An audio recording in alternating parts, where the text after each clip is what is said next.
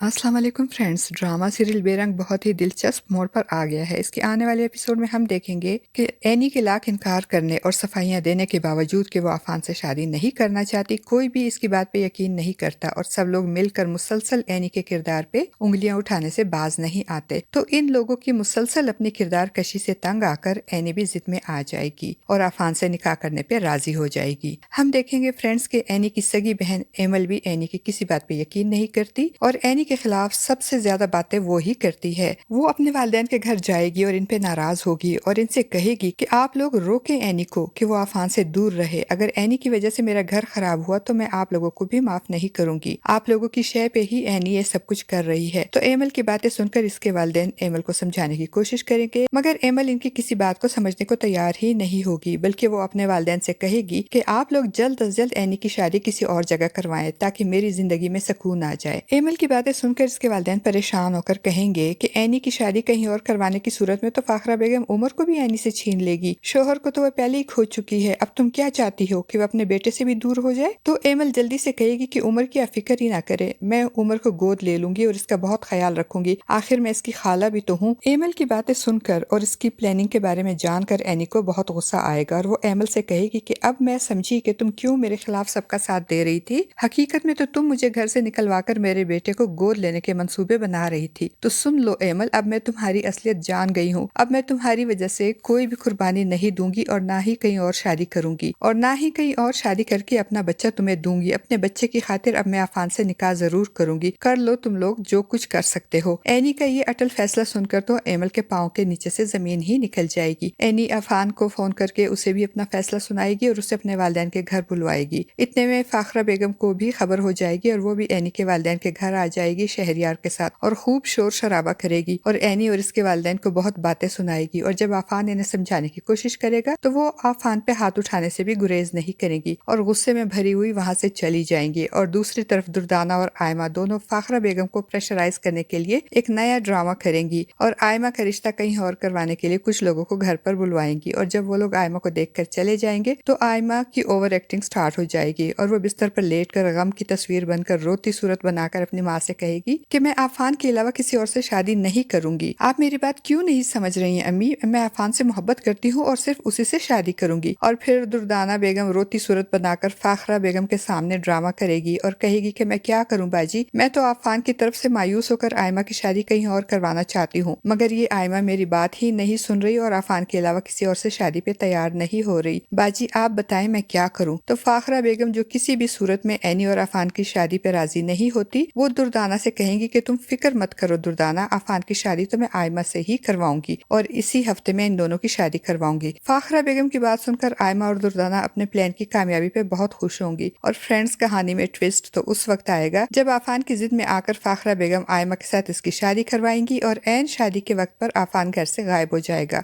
और फिर फाखरा बेगम एक तरफ तो आयमा को रुसवाई से बचाने और दूसरी तरफ घर की इज्जत बचाने की खातिर शहरियार को कुर्बानी का बकरा बनाकर उसका निकाह आयमा से करवा देंगी। तब एमल के 14 तबक रोशन हो जाएंगे। फ्रेंड्स, आपका इस बारे में क्या ख्याल है? अपनी कीमती राय का इजहार कमेंट बॉक्स में जरूर कीजिएगा।